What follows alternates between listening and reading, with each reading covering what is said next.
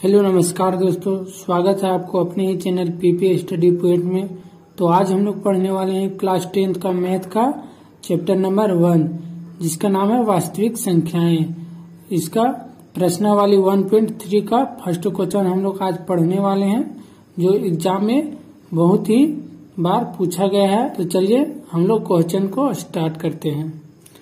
तो दिया है फर्स्ट नंबर क्वेश्चन में है प्रश्नावली 1.3 का, सिद्ध कीजिए कि √5 एक अपरिमेय संख्या है। सिद्ध कीजिए कि √5 एक अपरिमेय संख्या है। तो चलिए हम लोग हल में देखते हैं। हम लोग मान लेते हैं, हम लोग चलिए सोल्व करके देखते हैं। माना कि √5 एक परिमेय संख्या है। परिमेय संख्या है, हम लोग मान लेते हैं परिमेय संख्या √5 को। √5 को जब परिमेय संख्या हम लोग मान लिए हैं तो हम लोग लिख सकते हैं √5 बराबर P/Q, P/Q लिख सकते हैं। अब हम लोग किनारे में लिख लेते हैं, जहां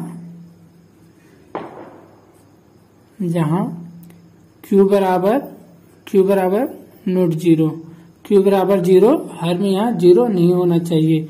यह परिमेय संख्या का कथन है। तथा लिख लेते हैं हम लोग, तथा P और Q दोनों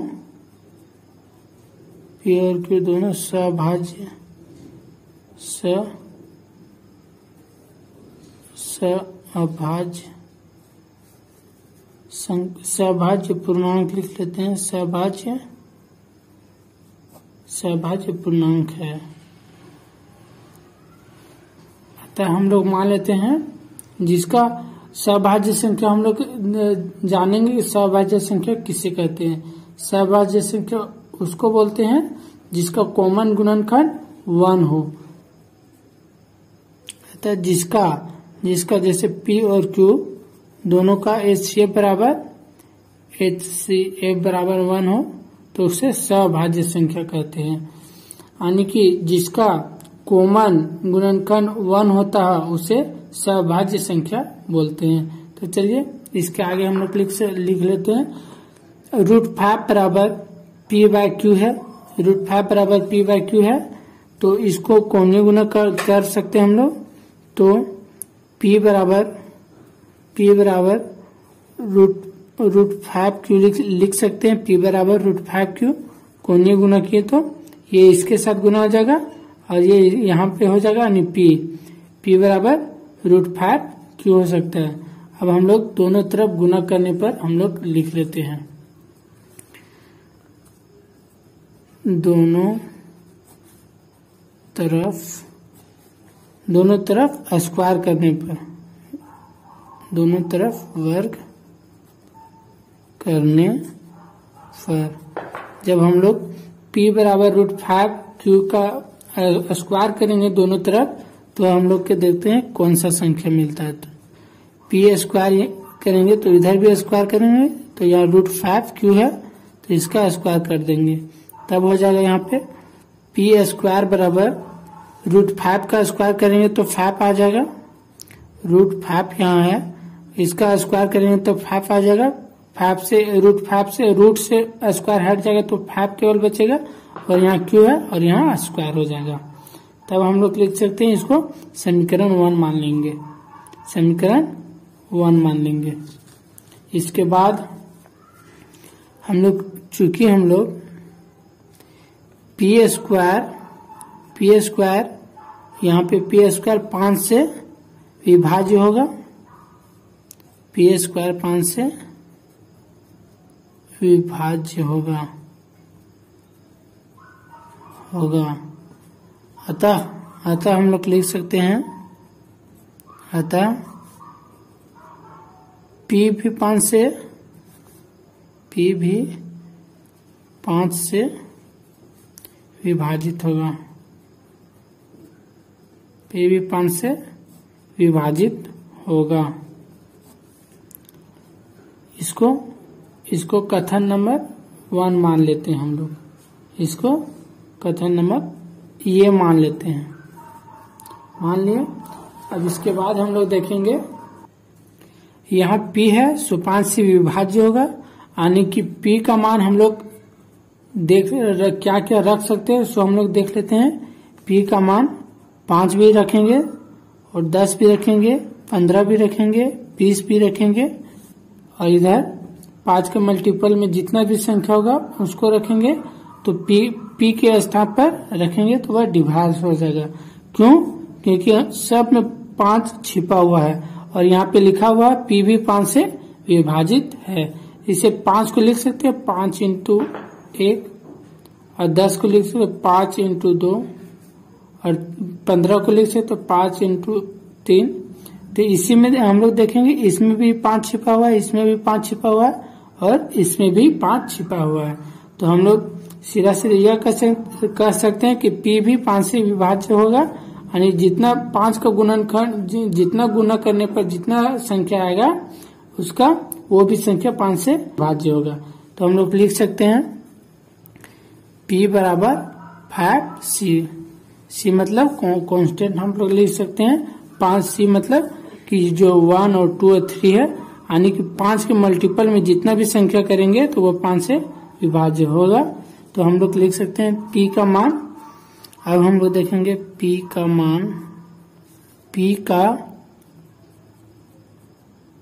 मान समीकरण 1 में रखने पर हम लोग P का मान समीकरण 1 में रख देते हैं। तो समीकरण 1 हम लोग का यहाँ पे है, तो P का मान कितना है 5, P बराबर 5C। तो P के स्थान पर लिख सकते हैं, P के स्थान पर 5 और C, और यहाँ पे स्क्वायर है तो इसका स्क्वायर कर देंगे, और इधर भी 5Q स्क्वायर है। तो यहाँ हो जाएगा 25, क्योंकि 5 का स्क्वायर 25 और C स्क्वायर लिख देंगे। इसके बाद इधर 5Q स्क्वायर हो जाएगा। इसके बाद हम लोग देखेंगे, इसके बाद 25, ये 5 है और ये इधर 25 है, 5 से डिवाइड करेंगे तो यहाँ 5 बचेगा। 5 एकम 5, 5 25, क्योंकि यह गुना में इधर आके भागा में आ जाएगा तो कट जाएगा। तो इधर 5C स्क्वायर बराबर इधर Q स्क्वायर लिख देंगे। इसके बाद हम लोग देखेंगे कि यहाँ पे चूंकि लिख देंगे, चूंकि Q स्क्वायर 5 से विभाज्य है, 5 से विभाज्य है, अर्थात हम लोग लिख सकते हैं अर्थात Q भी 5 से विभाजित होगा। Q भी 5 से विभाजित होगा, तो इसको कथन नंबर B मान लेते हैं। कथन नंबर इसको B मान लेते हैं। अब हम लोग लिख सकते हैं कथन ये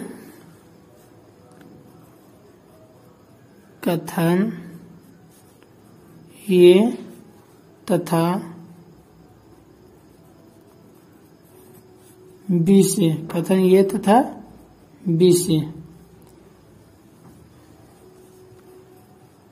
P और Q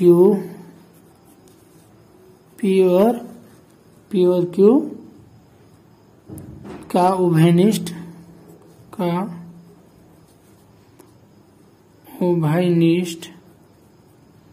P और Q का उभयनिष्ठ गुणनखंड,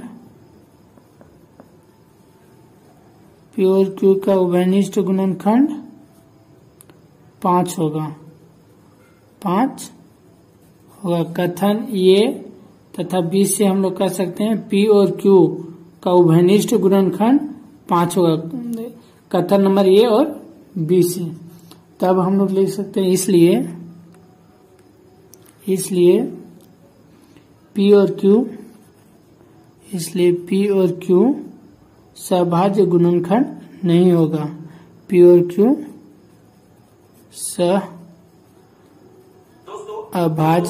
सभाज्य गुणनखंड, पी और क्यू सभाज्य गुणनखंड नहीं होगा,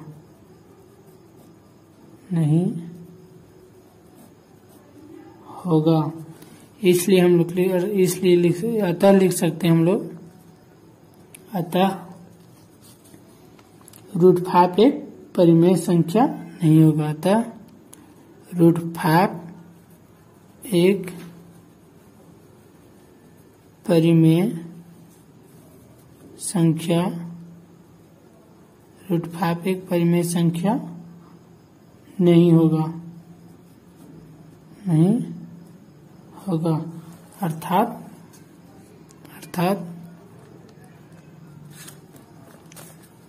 हम लोग लिख सकते हैं, अर्थात √5 जब यहाँ पे परिमेय संख्या नहीं होगा तो अपरिमेय संख्या हो जाएगा। अर्थात √5 एक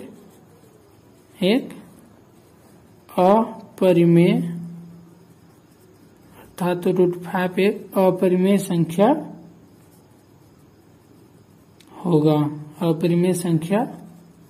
होगा, जो हमको यही फर्स्ट नंबर क्वेश्चन में यही प्रूव करना था कि √5 एक अपरिमेय संख्या है। तो यह प्रूफ हो गया। और इसी प्रकार सेम टू सेम बना लीजिएगा। 5 नंबर का क्वेश्चन आता है। तो चलिए इसी के साथ अब नेक्स्ट क्वेश्चन में हम लोग चलेंगे अगला वीडियो में। मिलते हैं हम नेक्स्ट वीडियो में। जय हिंद।